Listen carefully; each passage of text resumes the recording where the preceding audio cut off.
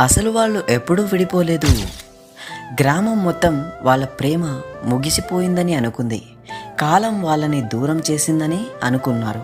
కానీ నిజం ఎవరికీ తెలియదు. ఆ రోజు వర్షం చాలా భారీగా పడుతుంది.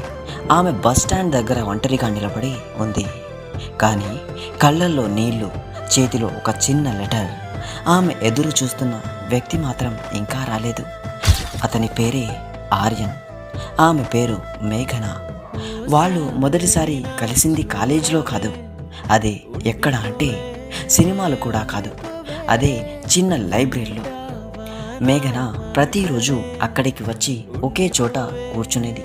ఎవరితోనూ పెద్దగా మాట్లాడేది కాదు.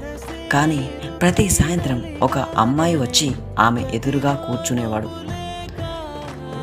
అంటే అమ్మాయితో పక్కన అబ్బాయి కూడా తన ఎదురుగా కూర్చునేవాడు.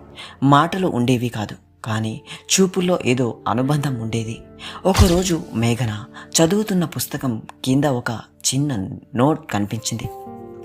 "నువ్వు నవ్వితే ఈ లైబ్రరీకి కూడా ప్రాణం వస్తుంది" అని ఆమె ఆశ్చర్యపోయింది. ఎవరు రాశారో అర్థం కాలేదు. కానీ ఆ రోజు నుంచి ప్రతిరోజు ఒక కొత్త నోట్ కనిపించేది. "నీ కళ్ళల్లో చాలా బాధగా ఉంది. నువ్వు బయట కనిపించినంత బలంగా లేవు. ఎవరైనా నిన్ను నిజంగా అర్థం చేసుకోవాలని ఉంది." మేఘన జీవితంలో మొదటిసారి ఎవరో తన మనసును చదువుతున్నారని అనిపించింది. కొన్ని రోజుల తర్వాత ఆమె చివరకు అడిగింది, "ఈ నోట్స్ నువ్వేనా రాస్తున్నావు?" ఆర్యన్ చిన్నగా నవ్వాడు. "అవును, కానీ నీకు కోపం వస్తే ఇక రాయను." మేఘన చాలా రోజుల తర్వాత మనస్ఫూర్తిగా నవ్వింది. ఆ నవ్వు చూసిన క్షణం ఆర్యన్ ప్రేమలో పడిపోయాడు. రోజులు గడిచాయి. వాళ్ళు మధ్య మాటలు పెరిగాయి. చిన్న చిన్న గొడవలు, రాత్రి లేట్ వరకు చాట్స్, వర్షంలో నడకలు, అన్నీ నెమ్మదిగా ప్రేమగా మారిపోయాయి. ఒకరోజు మేఘన అడిగింది, "నువ్వు నన్ను ఎందుకు ఎంతగా ప్రేమిస్తున్నావు?" ఆర్యన్ కాసేపు మౌనంగా ఉండి అన్నాడు, "ఎందుకంటే నువ్వు నవ్వినప్పుడు నాకు ఈ ప్రపంచమంతా చెడ్డది కాదనిపిస్తుంది."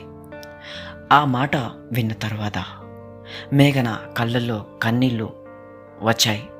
ఎందుకంటే ఆమె జీవితంలో మొదటిసారి ఎవరో తన అందాన్ని కాదు, తన మనసును ప్రేమించారు. కానీ ప్రతి ప్రేమ కథలాగే వాళ్ళ కథలో కూడా ఒక తుఫాను వచ్చింది. అదేమిటో తెలుసుకోవాలందా? అయితే మేఘన ఇంట్లో వాళ్ళు ఈ ప్రేమను ఒప్పుకోలేదు. ఆమె ఫోన్ తీసేశారు. కాలేజీ